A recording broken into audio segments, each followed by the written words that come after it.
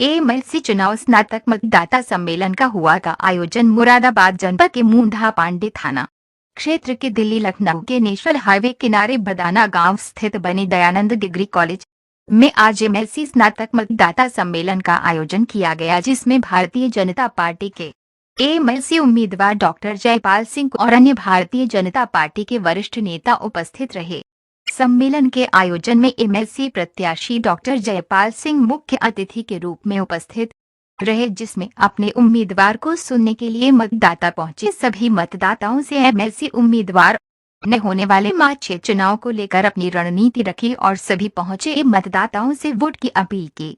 MLC प्रत्याशी doctor Jaipal Singh द्वारा media के पूछे गए सवाल पर उन्होंने कहा कि कोई भी टक्कर पर नहीं है। हमारी एमएलसी की जो सीट है क्लियर है। जो लोग हमारे इस चुनाव पर सवाल खड़े कर रहे हैं उसके लिए हमारी जीत पक्की है और हमारे विरोधी लोगों का स्वागत है। तो वही 9 जनपदों के उम्मीदवार डॉक्टर जयपाल सिंह ने ये भी कहा कि इस एमएलसी स्नातक चुनाव पर एक जिसका ऐसा रिकॉर्ड बनेगा जो अपने आप में आने वाले चुनाव के लिए एक चुनौती होगा और कोई भी विपक्ष आगे हमारा सामना नहीं कर पाएगा। इस बाबत जब एमएलसी प्रत्याशी डॉक्टर जयपाल सिंह से बात की गई तो उन्होंने बताते हुए कहा,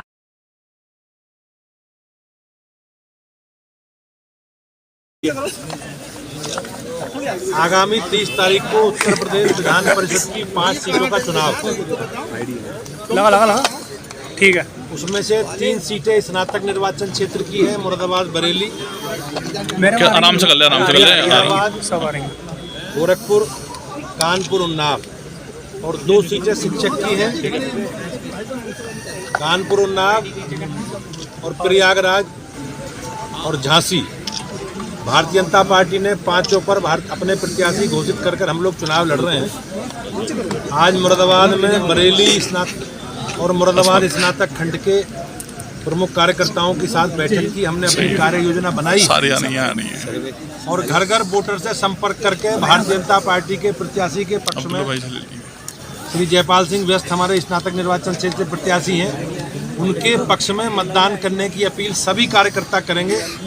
हमने इस प्रकार का कार्य विभाजन किया है और 30 तारीख को भारतीय जनता पार्टी के सभी कार्यकर्ता मिलकर अधिक से अधिक मतदान कराएंगे और भारतीय जनता पार्टी के पक्ष में मतदान कराएंगे और बड़े अंतर से मुरादाबाद, बरेली और 4 सीटें और 5 सीटें भारतीय जनता पार्टी बड़े अंतर से जीतेगी। इस प्रकार का विश्वास लेकर हम लोग आगे बढ़ रहे हैं। सर, स्वामी प्रसाद मौर्य जी ने विवादित बयान दिया है, उस पर क्या स्वामी प्रसाद मौर्य जैसे लोग विक्षिप्त हैं और समाजवादी पार्टी को उन्हें उस पर बयान देना चाहिए अखिलेश यादव जी को कि ये उनका विचार है या उनकी पार्टी का स्टैंड है, पार्टी का विचार है। क्या सरकार भी कोई समाजवादी पार्टी हमेशा देश विरोधी लोगों के और समाज विरोधी लोगों के साथ खड़ी रही है, चाहे अयोध्या में भगवान श्री राम के जन्म स्थान पर कार सेवकों पर गोली चलवाना हो या धार्मिक जो हमारे मठ मंदिर हैं उन पर आतंकवादी हमले और आतंकवादियों के पक्ष में समाजवादी पार्टी की तत्कालीन सरकारें खड़ी होना, उनके मुकदमे वापस लेना। ये तो देश की न्यायपालिका का धन्य है, न्यायपालिका जिसके कारण वो आतंकवादी के मुकदमे उनके वापस नहीं हो पाए।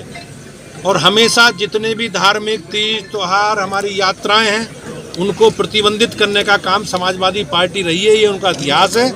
लेकिन समाजवादी पार्टी के नेता अखिलेश यादव को इस बयान पर जवाब देना चाहिए कि वो उनकी पार्टी का स्टैंड है या उनका